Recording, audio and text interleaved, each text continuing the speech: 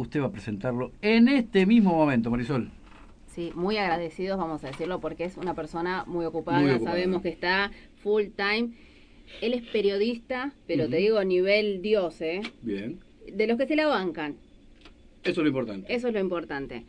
Tiene una productora donde él es CEO de Visual Machine y es director de canaldenoticias.com y sumario.com.ar. ¿De quién estamos hablando? Del señor Miguel Ponce de León. ¿Cómo estás, Miguel? Buenas tardes. Marisol, Alfredo y todo el equipo de Argentilandia te saluda.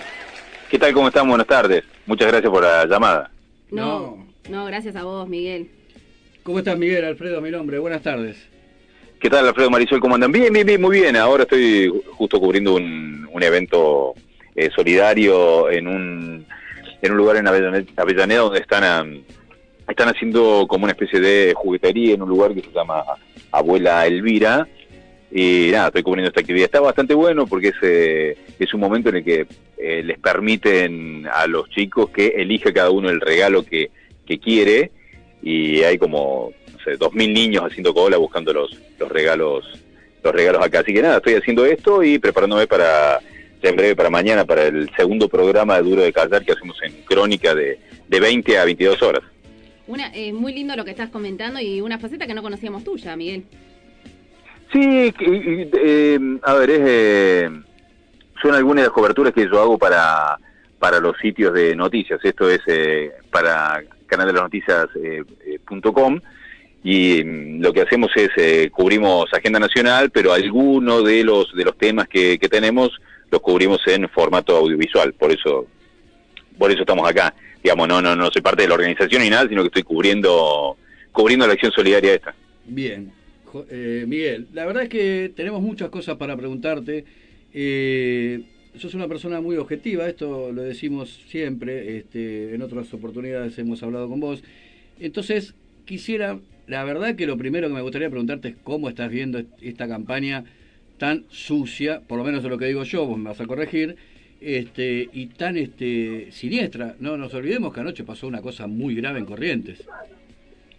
Sí, la situación de Corrientes es mucho más grave por el hecho del disparo a un dirigente político. Es una situación, a ver, no es tan común, es muy poco común y es bastante grave, y bueno, lo que hay que esperar que realmente se logre saber qué es lo que pasó, quiénes son los que atacaron, por qué lo hicieron, porque ahí ya el nivel de violencia te lleva a una situación de los peligros que vive el narcotráfico, los dirigentes que están, digamos, a veces enfrentados al narcotráfico. Después lo demás tiene que ver con acciones a las que cualquier dirigente político que está en un partido grande se tiene que acostumbrar.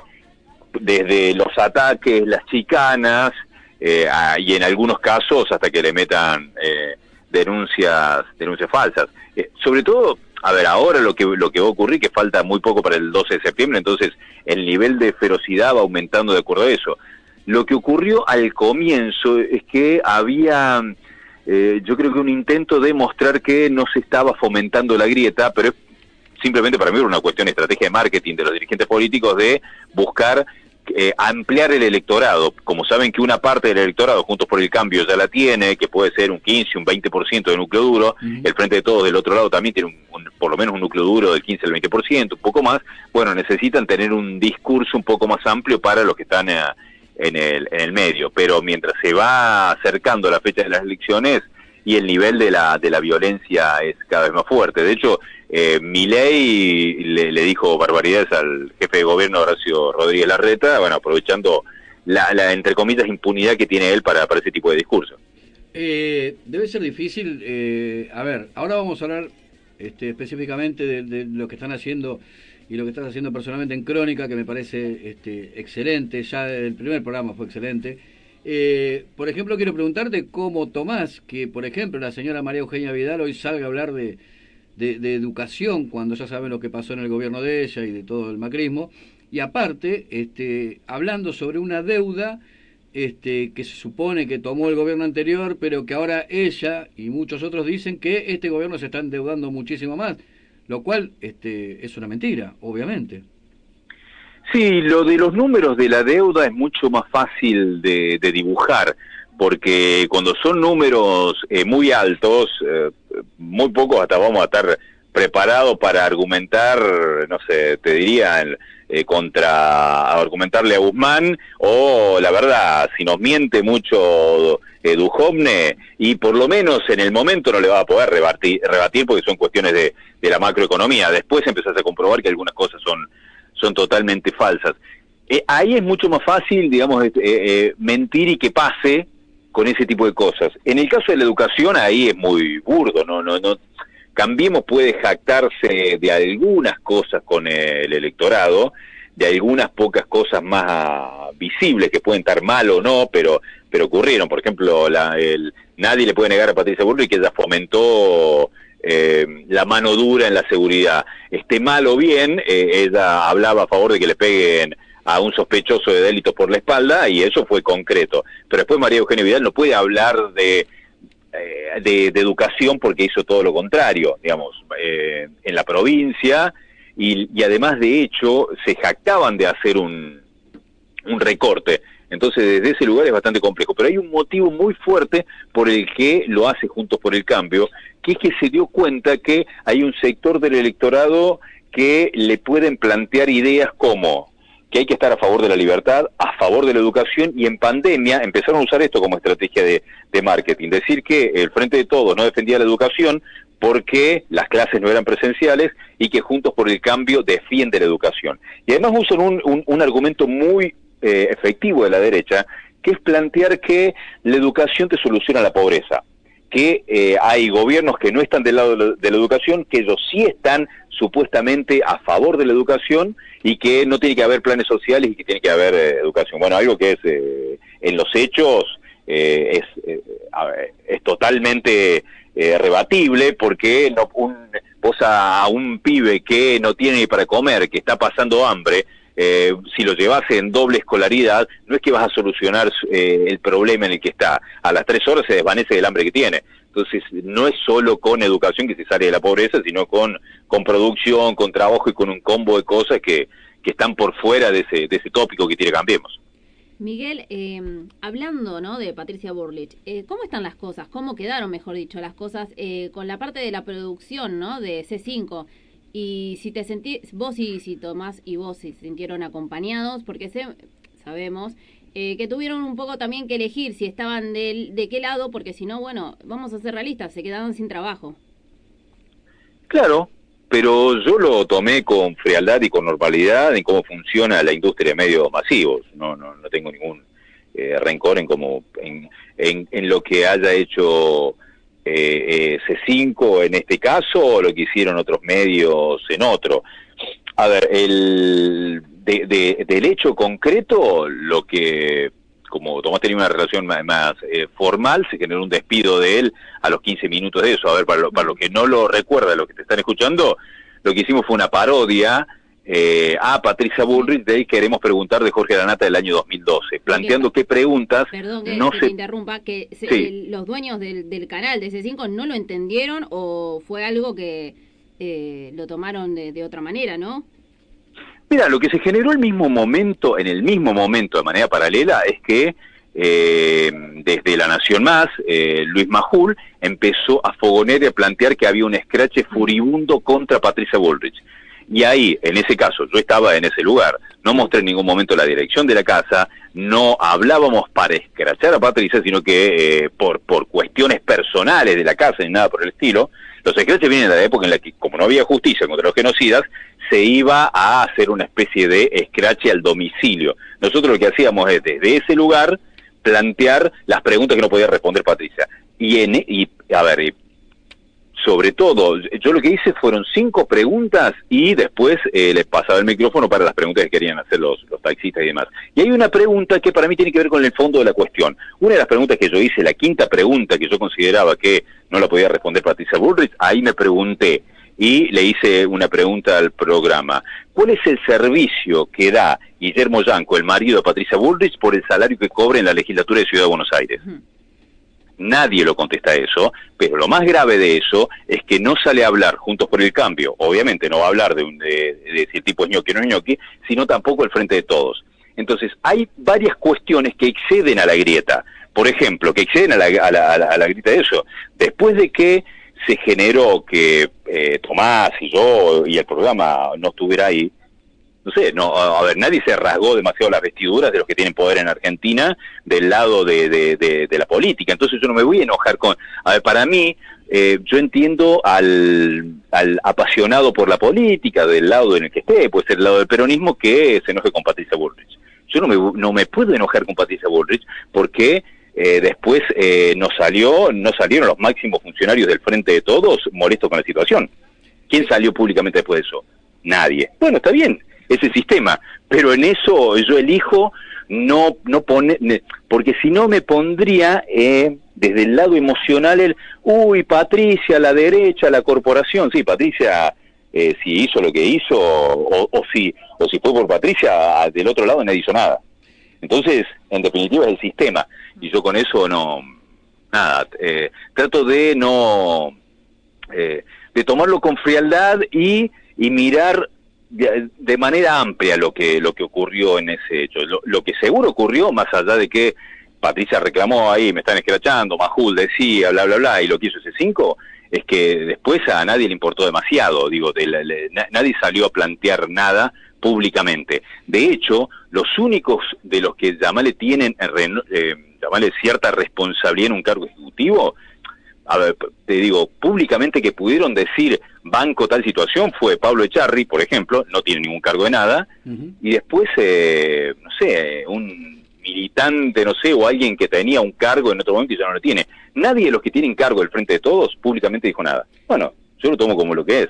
Entonces, ante ese tipo de cosas no me puedo, no puedo mirar de manera ciega a levantarle el dedo a Patricia Bullrich, solamente, digo. También, esto lo decimos nosotros, no te involucro, pero también sabemos de mucha gente que apoyó la causa de lo que pasó del despido, que tampoco han formado parte más de bloques en C5N. Esto también hay que decirlo, lo decimos nosotros, Miguel, pero es la realidad, ¿eh? Sí, mucha gente que los apoyó hoy ni siquiera los llaman de C5N. Raro, muy raro realmente, raro. Y lo que vos decís es excelente, o sea, no tener... A ver, ya sabemos lo que es Patricia Bullrich, pero bueno, nada, no es ella la culpable de esto, porque hay mucha gente que está en el gobierno y está mucho más arriba y que debería defender a la gente que los defienden. Esta es una realidad, Miguel. Sí, y además, por eso yo trato de tomarlo de manera más, llamarle serena, fría a lo que ocurrió. En definitiva, a ver, te estoy dando un ejemplo de algo que es una puñalada al corazón de la corporación política. Si yo planteo públicamente con un documento que Guillermo Yanco cobra un salario en la legislatura y nadie, no solo Junto por el Cambio, que va a decir de María Patricia Bullrich, claro, del otro lado no salen a reclamarlo, y bueno, ahí déjenme sacar una conclusión que por lo menos a ese tema no les importa, y si no les importa es porque no les conviene mostrar ese tipo de situaciones. Más allá de que yo tengo una convicción desde hace mucho tiempo que si está la derecha en el poder es lejos 100.000 veces más perjudicial que si está un gobierno que busca la intervención en el Estado, como el gobierno de Alberto Fernández, de Cristina Kirchner. En lo que genera el modelo económico no tengo dudas. Cuando entró Mauricio Macri en el 2016, lo que generó es que hubo mucha gente que empezó a tener que destinar el 50 y 60% de sus ingresos a pagar las tarifas. Terrible. Entonces, esos fenómenos son innegables. Pero después, en otro tipo de cosas, bueno, hay como mecanismos en cómo se maneja el poder que no son muy distintos, y quien elige participar en la primera liga de la política sabe cuáles son las consecuencias, cuál es el sistema, y quien elige estar en los medios también sabe cómo funcionan los medios. Miguel, a ver, obviamente vos tenés vamos a ir un poco más a la cosa personal, porque, a ver, el hecho de que pasó lo que pasó en C5N, no quita de que vos sos uno de los mejores periodistas que hay en Argentina, lo decimos convencidos esto, pero vos tenés una larga trayectoria, Miguel, y obviamente eso es lo que interesa, porque también eso los pone hoy en un lugar de privilegio de vuelta, en Crónica, ¿no? Entonces, quisiera ir de atrás para adelante, que le cuentes a la gente un poquito de tu trayectoria, para llegar al momento de hoy y esto que está pasando en Crónica, que nos parece maravilloso y que son personas que tienen que estar en el aire, son necesarios en el aire, vos y Tomás Méndez. Contame un poco de tu historia, Miguel, que es muy interesante. Sí, te agradezco un montón tus palabras. Yo en una entrevista para un sitio de ustedes les había comentado, yo empecé en el año 2006 en este mismo programa, que se llamaba ADN hasta fines de mayo en C5, pero el programa ADN empezó a existir en formato de investigaciones en el año 2004. Yo me sumé en el año 2006 en este programa, y desde el año 2006 al 2011, desde Córdoba, saliendo por Canal 10 de Córdoba, lo que hacíamos era un programa una vez a la semana de investigaciones. Investigaciones de casos de corrupción de la Municipalidad de Córdoba, del gobierno de la provincia de Córdoba, y de algunas, llamale, mafias que están en el poder no formal, como el narcotráfico, la trata de personas, y algunas bandas que cometen delitos de ese tipo. En ese momento yo lo que hacía era cámaras ocultas y hacía investigaciones. Así me infiltré en un momento en un neuropsiquiátrico en el año 2006, me hice pasar como alguien que estaba casi por suicidarse para poder entrar ahí, entré ahí, me interné. Ahí se cortó la comunicación, ahí volvemos con Miguel Ponce de León, que está... Terrible lo que acaba de decir, infiltrándose para una nota. No. Sí, una persona que ha trabajado muchísimo y que viene con una trayectoria de hace muchísimos años, es muy interesante, quiero decir que nos está escuchando muchísima gente y bueno, también hay que decirlo, porque la gente hoy los ve en la televisión, lo ve y no saben de dónde viene su trayectoria. Entonces él tiene una trayectoria impresionante. Entonces está bueno que nos recuerde, está bueno que nos recuerde. Lo que hacen lo hacen de ahora, lo vienen haciendo hace rato. Sí, hace rato que lo vienen haciendo, así que ahí retomamos la conversación con Miguel. La verdad que es muy interesante. Quiero decirle que hay muchísima gente enganchada. Y Miguel, estamos en el aire. Que no me acuerdo hasta qué momento le llegué a contar. Lo que estabas contando de lo del neuropsiquiátrico que te hiciste. Que te infiltraste, eso es terrible. Está muy enganchada la gente, Miguel. Terminando de contar esa historia. Sí, ahí me fui a las 7:30 de la tarde al neuropsiquiátrico del barrio General Paz en Córdoba, y me puse a hacer un planteo de que estaba muy mal, y empecé a actuar como que estaba bastante mal, casi a punto de suicidarme, y ahí me internaron. Y a partir de que me internan en el neuro, con cámaras ocultas, empecé a grabar testimonios ahí en ese lugar, y era para corroborar unos casos que había ocurrido de violación de guardiacárceles a algunos internos, porque en ese lugar hay, como en varias instituciones de este tipo, hay algunos pacientes que tienen causas judiciales.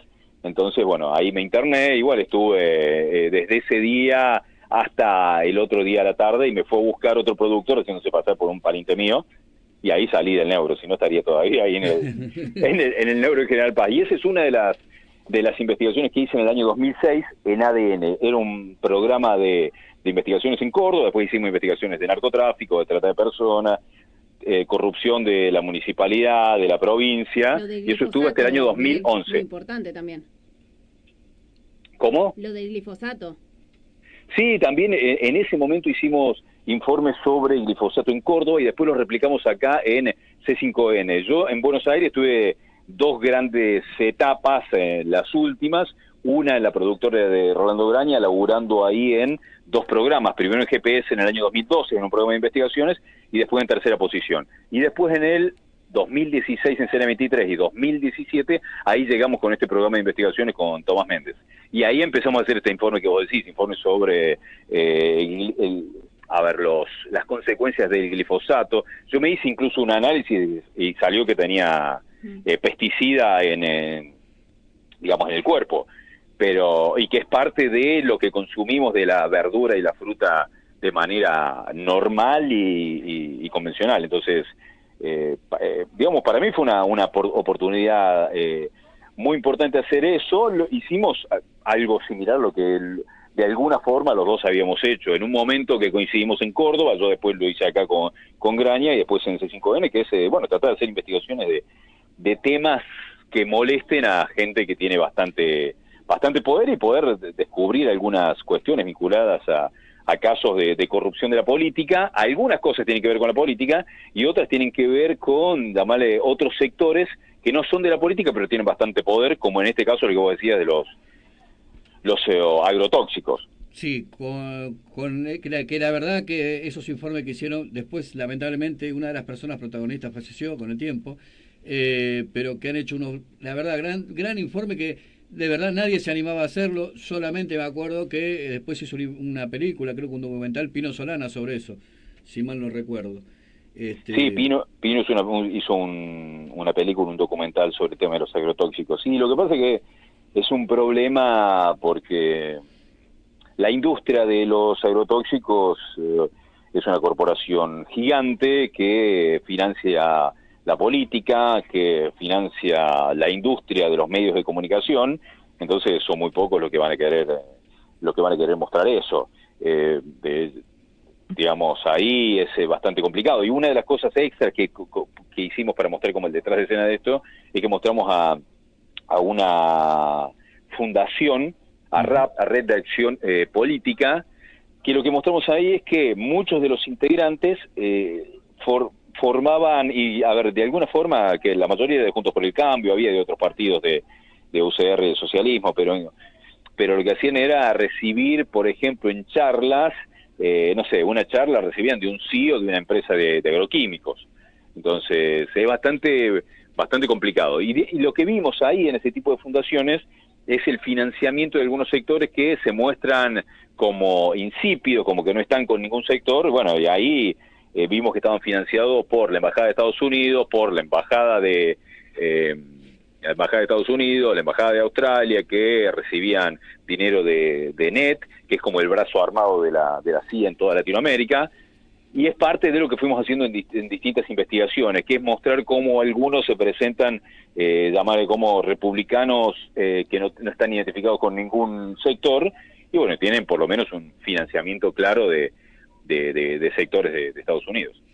La verdad que igual siempre, y quiero, la verdad, sacarme el sombrero, porque todas las investigaciones de ADN, tanto vos como Tomás Méndez, siempre fueron con los documentos a la vista. Acá nunca se habló, sino, aparte de decir las noticias, siempre las documentaron. Siempre. No hubo una información que no la documentaran, y eso es absolutamente valioso para los tiempos que corren hoy de fake news, de lawfare y todo eso, Miguel. Y la gente te lo agradece, y de hecho te cuento, tenemos muchísimos mensajes en este momento de la gente para con vos, de agradecimiento y de la verdad, de felicitaciones. Hoy en Crónica, Miguel, contame el programa. Mira, el programa se llama Duro de Callar, estamos todos los domingos de 20 a 22 horas. El primer programa fue un programa en el que hicimos, por lo menos mostramos dos informes. Uno es sobre cómo vive un jubilado hoy en Argentina, para qué puede usar el bono de 5.000 pesos. Lo mostramos en los hechos, comprando, viste, jubilado, es un informe que yo hice, que de alguna forma te mostraba las dos caras, que 5.000 pesos obviamente es poco, pero para alguien que está bastante complicado, por lo menos le cambia una semana de vida de consumir frutas, verduras, carne, pollo, que no puede consumir de forma habitual. Y después mostramos lo de la canasta, cuánto cuesta la canasta básica, y estuvimos ahí al Pozo Sobrero y algunos otros invitados. Y mañana lo que tenemos es uno de los informes es sobre narcotráfico. Hay una entrevista que ya se estuvo promocionando en Crónica, que yo hice, y ahí entrevisté a una mujer narcotraficante, que para mostrar el fenómeno social de alguien que trabajaba de empleada doméstica, trabajaba de cuidar niños y también de vender drogas, porque en los hechos, más allá de lo que sale en el contexto policial, lamentablemente el narcotráfico es imparable y es un generador de laburo, aunque sea ilegal, para mucha gente. Absolutamente. Marisol. Miguel, primero agradecerte muchísimo por tu tiempo. Sabíamos que estabas ocupado, pero te hiciste un ratito con nosotros. Decinos tus redes, por favor. Mis redes son en Instagram, Miguel Ponce de León OK, y en Twitter, Miguel Ponce de León. Esas son las redes que uso. Y bueno, los dos portales, canal de noticias, .com y sumario.com.ar. Exactamente, esos son los dos sitios de noticias que tengo. Y todos mañana prendidos a Crónica con Tomás Méndez, el señor Miguel Ponce de León, que ellos te acercan la realidad como es. Absolutamente brutal y real. ¿Cómo tiene que ser, Miguel? Bueno, les agradezco muchísimo la oportunidad de hablar con ustedes. Te mandamos un gran abrazo, Miguel, y mañana de vuelta. Todos prendidos a Crónica, ¿eh? Abrazo grande.